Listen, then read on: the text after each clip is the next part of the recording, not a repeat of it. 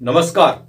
तबसरा आई दोपहर तक में एक बार फिर आपका स्वागत है और मैं हूं दर्शपाल गुप्ता और मेरे साथ है वरिष्ठ पत्रकार सतीश वर्मा जी। सतीश जी, बहुत चर्चा है आजकल। एक तो होम मिनिस्टर की विजिट हो रही है 23 तारीख को, उनका आने का क्या रीजन है, क्यों आ रहे हैं जम्मू कश्मीर में, उस पर हम बात करेंगे। दूसरा, कांग्रेस की जो अंतरकला है वो सामने आ रही है। रंगीन खबरों की परत दर परत होता है तबसरा। तबसरा बयां करता है खबर के पीछे की कहानी। तीर पंचाल से सब कुछ दिखता है।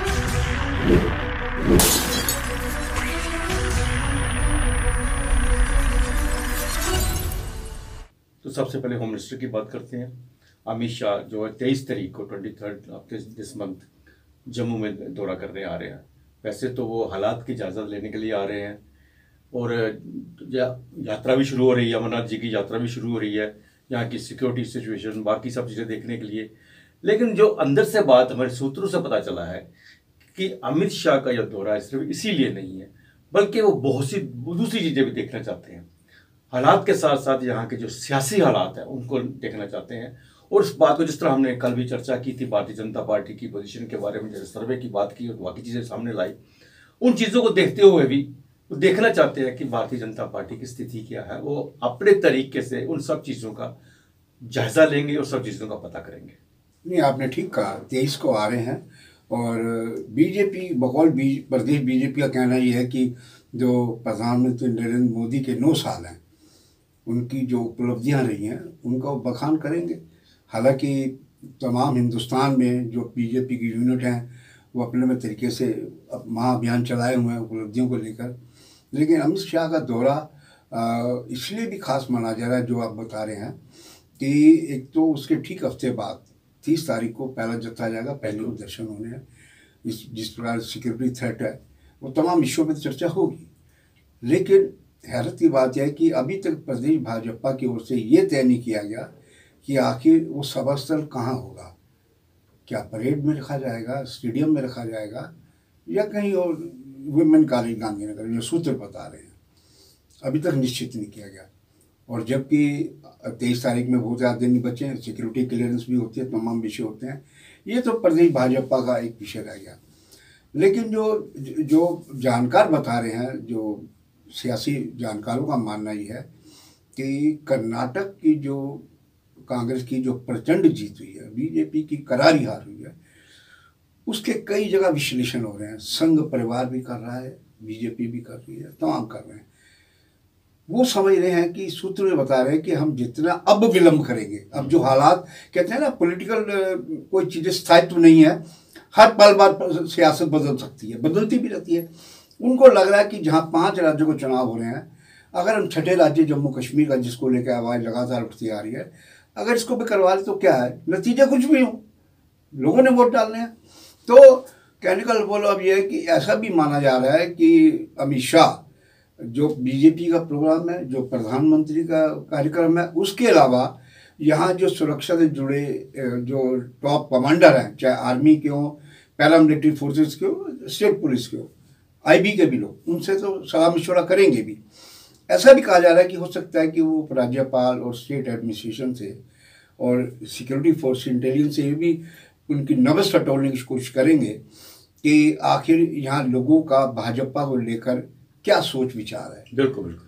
और हमने कल जैसे चर्चा की, हमने बहुत चर्चा की, कल ही नहीं की, इससे पहले PP लाइन में कम से कम दर्जनों बार चर्चा की होगी कि प्रदेश भाजपा की जो भूमिका है यहाँ के लोगों के समस्याओं के निदान के लिए या आवाज़ उठाने के लिए, ये आवाज़ तक नहीं उठाते। तो इन तमाम परिस्थितियों में हालांकि ये भी जा रहा है कि IB और तमाम एजेंसियां लगातार PMO और गृह मंत्री को फीडबैक देती रहती हैं, लेकिन वो चाहती हैं एक बार ग्राउंड जीरो पे जाकर हम बात करें, बीजेपी से पूछा जाए कि भाई तुमने किया क्या, आखिर बताओ इतने सालों में। तो ऐसा भी संकेत मिल रहे हैं कि हो सकता है कि साल के अंत में जहाँ 5 राज्यों को चुनाव, मध्य प्रदेश, राजस्थान, छत्तीसगढ़, तेलंगाना और नॉर्थ ईस्ट का एक राज्य है, इनमें जब चुनाव हो सकते हैं इसके साथ भी, चूंकि चुनाव आयोग की तरफ से सब काम पूरे कर लिए गए हैं, अब ऐलान भर होना है और सब जानते हैं, भले आप बिल्कुल, हम लाख करें। कहें कि चुनाव आयोग ऑटोनमस बॉडी है, जब तक ऊपर से इशारा नहीं होगा तब तक वो चुनाव उसका ऐलान नहीं कर सकता। तो ऐसा भी माना जा रहा है, हो सकता है कि इस यात्रा के पीछे का एक मकसद ये भी हो कि फीडबैक लिया जाए स्टेट एडमिनिस्ट्रेशन से, फोर्सेस से, चाहे इंटेलिजेंस की या सिक्योरिटी की, या दूसरे वो ढंग से भी लिया जाए जो आम सिविल सोसाइटी से हो सकता है कोई मीटिंग हो, तो एक फीडबैक लेने की कोशिश होगी। अगर लगेगा कि हाँ भाई नेक टू नेक भी हो तो हो सकता है। भारतीय जनता पार्टी में ऐसा दिख रहा है जैसे कि कोई तो बहुत बड़ा परिवर्तन हो सकता है। जी बिल्कुल, इस तरह हमने कल भी जिक्र किया, अध्यक्ष जो है बदले जा सकते हैं, बहुत से प्रदेशों के अध्यक्ष बदलने जा रहे हैं, और हो सकता है जम्मू के अध्यक्ष बदले। और उसमें कुछ कल पॉलिटिकल हलचल भी नजर आई है। कल जुगल किशोर जो मेंबर पार्लियामेंट है, कल वो अपने कुछ समर्थकों को लेके वो मंदिर मंदिर घूम रहे हैं, जिस तरह से उनको कोई अपॉइंटमेंट लेटर थमा दिया है कि कल से आप अध्यक्ष बन जाएंगे, और जाके वो माथा टेक रहे हैं और दिखा रहे हैं कि सबको मैं अभी भी फील्ड में हूँ। जबकि पिछले 9 साल की अगर बात करें तो जुगल किशोर रिपोर्ट कार्ड उनका देखे कोई संतोषजनक रिपोर्ट कार्ड नहीं है, बात ऐसी के सामने नजर नहीं आई। तो इन सब चीजों से लगता है कि अमित शाह जी जहाँ आ रहे हैं उन चीजों सबका जायजा लेंगे, और हो भी सकता है बाकी स्टेटों के साथ यहाँ भी चुनाव की बात करें। जी बिल्कुल बिल्कुल। और देखिए ना, अमित शाह के बारे में कहा जाता है कि वो बड़ा स्ट्रेट फॉरवर्ड आदमी है, वो घुमा फिरा के बात नहीं करते, वो सीधा बात करेंगे। हाँ बताइए भाई, तो आप बताइए क्या आपका कहना है, आपका क्या कहना है। वो सीधा आदमी को मौका नहीं देते कि वो कोई इधर उधर की बात कर पाए, वो मन की था निकाल लेते हैं। तो अमित शाह कोशिश करेंगे, जो यहाँ के सांसद हैं, जो पूर्व विधायक है, पूर्व मंत्री है, प्रदेश भाजपा है, इन तमाम से पूछेंगे कि भाई अगर हम चुनाव में जाएंगे आप बताइए आपका क्या आंकलन है। हालांकि रविंद्र रैना हो या दूसरे नेता, इवन कविंदर गुप्ता भी कहते हैं कि 50 पार करेंगे, लेकिन जो लोगों की नब्ज है वो कल जो सर्वे दिखाया गया रिपोर्ट, उससे इतर नहीं लगती, वो उसी रिपोर्ट लगती है ऐसी कि अगर चुनाव आज हो जाएं, कल को परिदृश्य क्या होगा पॉलिटिकल कहना मुश्किल है, क्योंकि सियासत में हर मिनट बाद चीज़ें बदलती हैं, जैसे हमने शुरू में बताया। लेकिन जो दिलचस्प होगा वो हो सकता है कि विशाल जनसभा जब करें, क्योंकि हमें याद आ रहा है जब तमिल इसका कर्नाटक का रिजल्ट आया था, तब उमर अब्दुल्ला, हालांकि उमर अब्दुल्ला को अनप्रेडिक्टेबल माना जाता है, नॉन सीरियस आदमी माना जाता है, लेकिन उन्होंने एक ट्वीट किया था कि अब शायद ही चुनाव हो, चूंकि कर्नाटक के नतीजे डराने वाले। तो हम समझते हैं कि हो सकता है अमित शाह ऐसी बात बोल दें इशारों में चुनाव तैयारी को लेकर, ऐसी भी संभावना जताई जा सकती है। सतीश जी, जैसा हमने कल बताया था, सर्वे के बारे में बात की थी, कांग्रेस के बारे में बात की कि जिस तरह से राहुल गांधी की वो भारत जोड़ो यात्रा थी, उसमें तो कर्नाटका में उनको जो फायदा हुआ, जम्मू कश्मीर में भी लग रहा था बहुत ज्यादा फायदा होगा। जिस तरह सर्वे ने बताया कि कांग्रेस उसमें लीड कर रही है सीटों के मामले में, बहुत सी सीटें मिलेगी, लेकिन अंदर जो प्रदेश कांग्रेस कमेटी है इसके अंदर कलह होता है। इससे पहले गुलाम नबी आजाद के साथ थी, वानी के साथ थी, वकारसुर वानी के साथ, गुलाम नबी आजाद चले गए कांग्रेस से, लेकिन कला अभी वही भी छोड़ गए। अब सबसे बड़ी बात है जो रमन बल्ला है, कार्यकारी अध्यक्ष है, और गुलाम नबी वानी, इन दोनों के बीच में वो भी स्टोरी चल रही है जो आजाद के साथ चल रही है, आजाद और मीर में थी ये थी, क्योंकि बहुत सी ऐसी चीजें सामने आई कि अगर रमन बल्ला ने कुछ किया है तो उस पर क्रॉस कर दिया है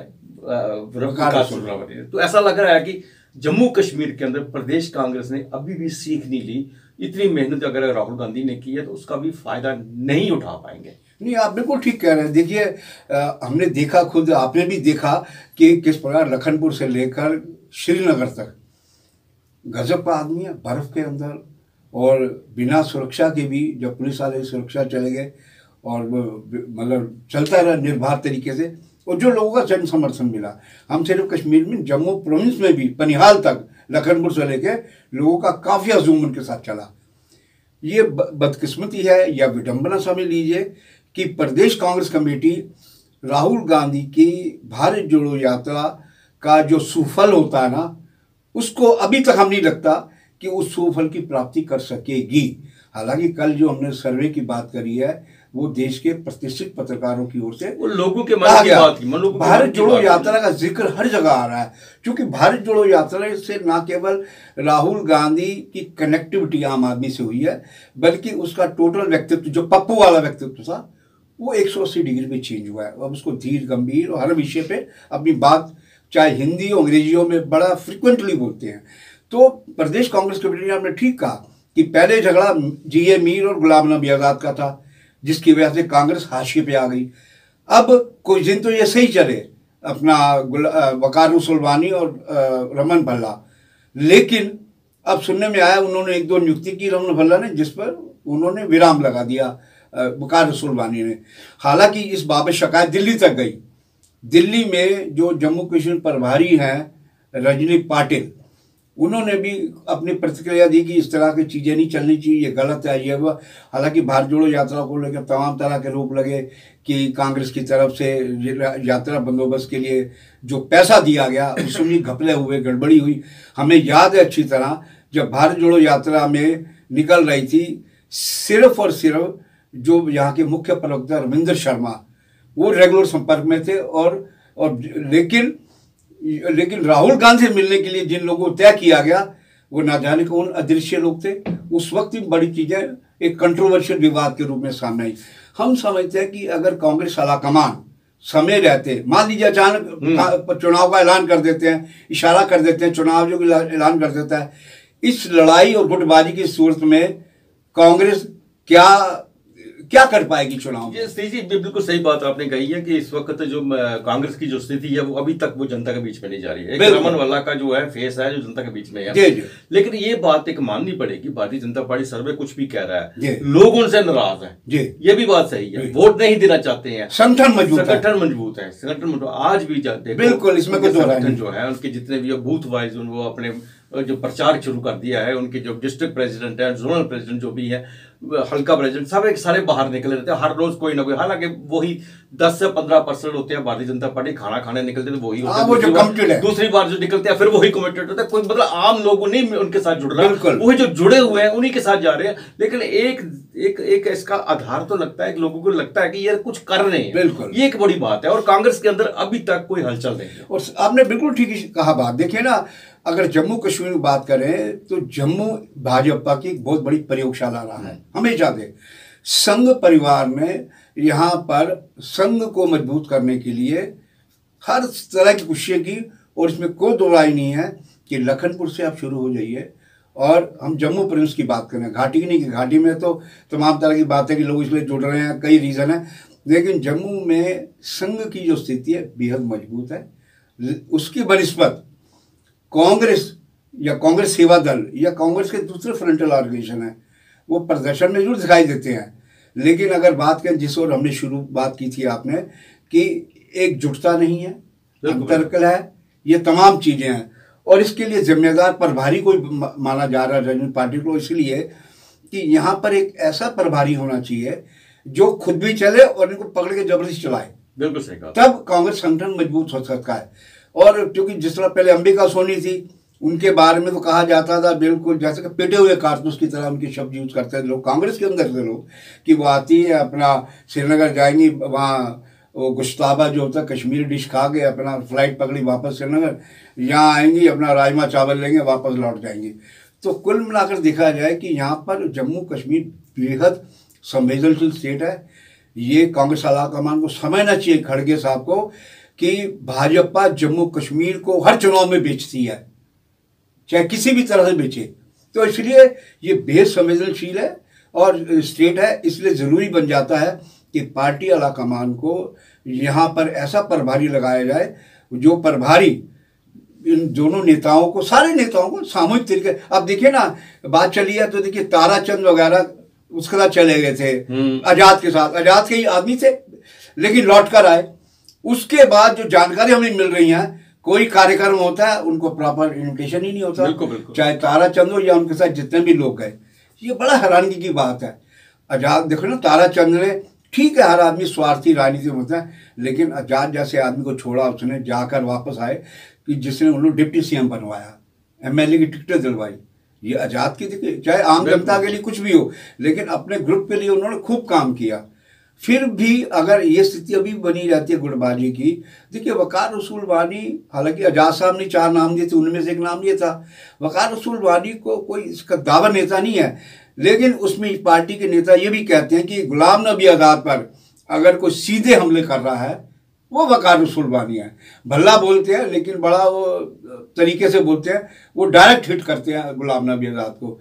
ऐसा भी माना जा रहा है, हो सकता है कि प्रभारी जो यहाँ की पार्टी प्रभारी है वो इसी में, लेकिन एक चीज ये भी माननी पड़ेगी कि अभी तक कांग्रेस के अंदर कोई ऐसा नेता नहीं है जो जम्मू कश्मीर के, पूरे जम्मू कश्मीर के लिए एक फेस हो। बिल्कुल कश्मीर का बिल्कुल भी साथ लेके जम्मू के, ठीक है, रमन वाला कार्यकारी अध्यक्ष जम्मू के लिए, वानी जो है वो भी हम जम्मू का ही कह सकते हैं, वो भी वही बनियाल से जम्मू का ही कह सकते हैं, लेकिन कश्मीर के अंदर उनका भी नहीं है, अभी भी कोई फेस नहीं है वहां पे ऐसा। अगर ऐसी ही स्थिति रही तो आने वाले दिनों में जम्मू कश्मीर में एक बहुत बड़ी राजनीतिक उथल पुथल होगी। बिल्कुल। यह था तबसरा दोपहर तक का। बाकी खबरों के लिए आप देखते रहें पीपी न्यूज लाइव। नमस्कार।